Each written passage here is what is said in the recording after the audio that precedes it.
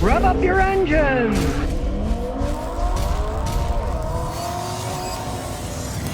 Ram trucks, they sell an awful lot of them. Here's a 2019 a guy bought used. I'm going to show you step by step what shape it's in and what you get for your money. We'll start with the exterior. Yeah, it's a beautiful looking truck. Black and chrome. The interior, Longhorn. They're going for the Ford, you know. The Ford had their little country one too that they had with leather seats. Pretty much the same color, almost the same design, only it says Longhorn on it. We open the back. A lot of room. Hey, it's a luxurious truck, right? Since it's a double cab, it's got a shorter bed on it, and it's a 4x4. Now, this has the big Hemy in it, a 5.7 liter V8. Averages around 19 miles a gallon, okay? That's pretty good for a big, heavy truck like this. You gotta face the facts. Big Hemy V8s seem to handle the active fuel management better, and in the case of this one, hey, it doesn't burn any oil, and as we can see, got 88,159 miles on it. So with that mileage, has anything gone wrong with the guy? Well, nitpicky stuff that came and went, and he didn't fix it. For example, the code for the stupid shutter in the front that opens and closes to get better gas mileage. It came and went.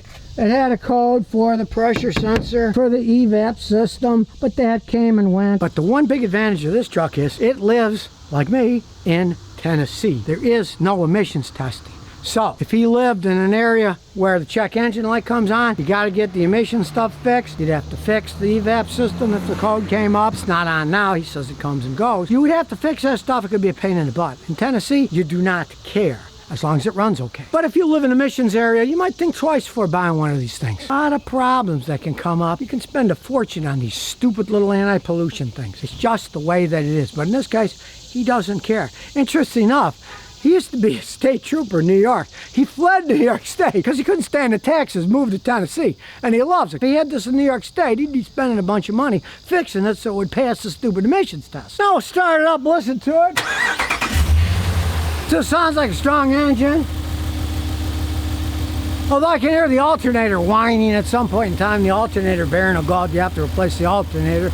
That's typical on Dodges, but maybe that's why they put it here on the top. It's easy to get to. So let's get my big old scan tool. See how this thing's held up? Hooking up the Maxxis Ultra while it's hooking itself up. I really like the dash. I gotta say it's nice. Black, chrome, silver, tachometer, temperature gauge. Easy to read, fuel gauge. And like I say, he's getting 19 miles a gallon for a big old truck like this. That's pretty good. I mean, four-wheel drive's got everything you want. It's got four-wheel drive auto, two-wheel drive, four-wheel drive high, four-wheel drive low, and neutral. You shift it with a flick of the wrist. I'm not a big fan of that, but a lot of cars are like that, just like they have electronic parking brakes, which I don't like either. There it is, the electric parking brake, a little bitty thing. Not a fan. You can hear when I pull it on.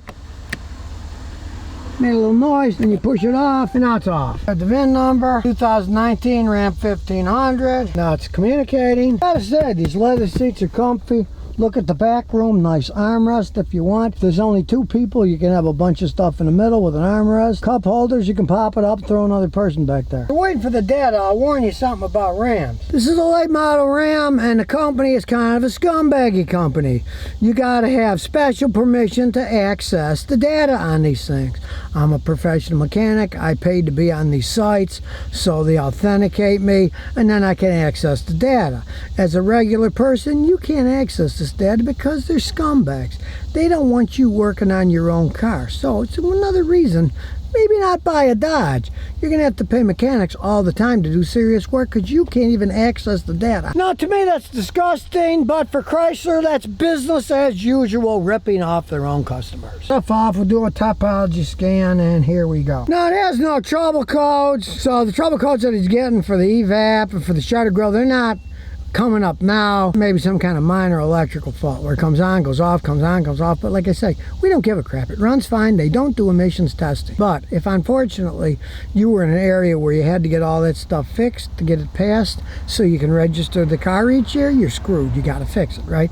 Now, in the case of this, as it stands this second, this would pass that test because there are no codes. So you would be able to get it inspected. But how'd you like to be driving to the inspection station, everything's fine, and then right before you get there, the check engine light comes comes on, then you know it would fail the test. So it is a rather major annoyance for those who live where cars have to be inspected for emissions every year in order to legally register and get license plates. Now, truthfully, this is a gigantic thing. If I was a private individual, I would not buy this vehicle just because. They can't let you access the data on your own car. Unless you have a fancy tool, you register with some of these online companies, prove you're a mechanic. Absolutely ridiculous. This just shows that Chrysler is a scumbag company. They don't care about their clientele. All they want to do is rip you off. Now, in the case of this truck, the data is good, fuel turn's good, all that stuff, but I have to be a mechanic to access this data. You can't. The only thing, it has historical code for a small evap leak, so we'll look at the gas cap. So this is probably leaking, but then again, as I said, the vehicle's registered in Tennessee, so we don't give a crap. And here we go.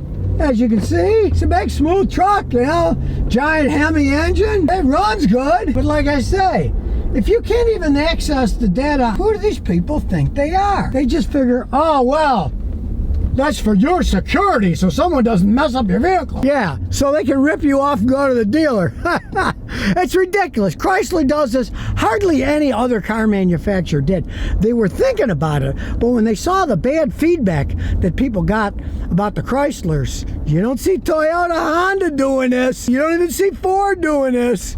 They're not stupid. They don't want to chase their clientele away. A lot of guys want to work on their cars. If they can't, they're going to say, ha, sell it to somebody else. I'm buying one that I can at least access the information of when I'm driving. We'll go faster so nobody gets right behind us. There's somebody a little behind us now.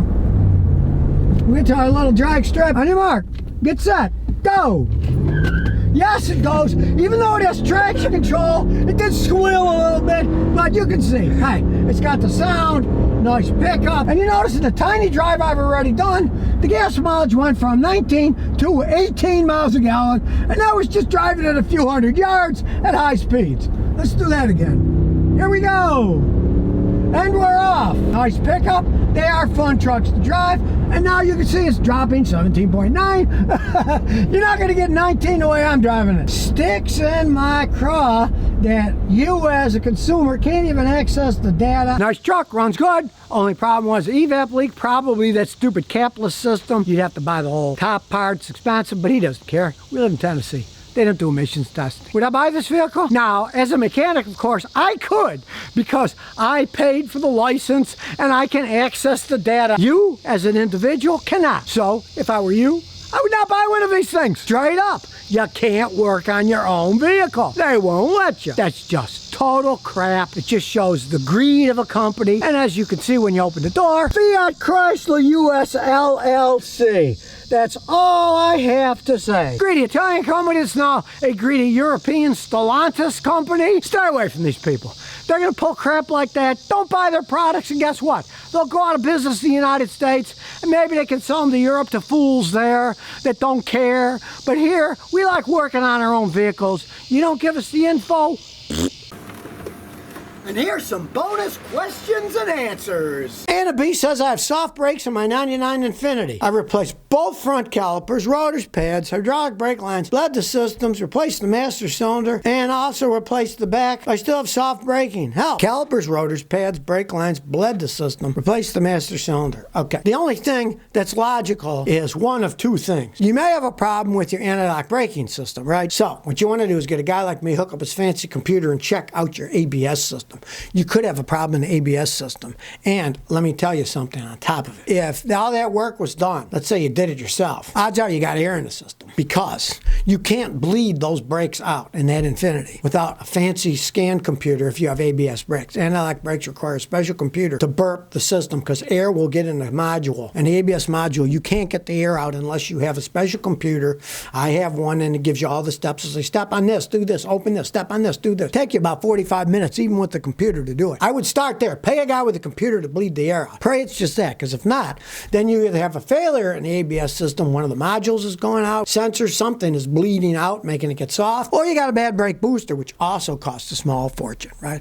But I'm guessing you might just have air left in the lines, because it's almost impossible to bleed the air out unless you have a computer to bleed the air out of the ABS system. All cars are that way today. They're making them with ABS, so they're harder to work on.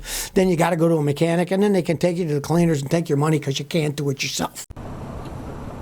So if you never want to miss another one of my new car repair videos, remember to ring that bell.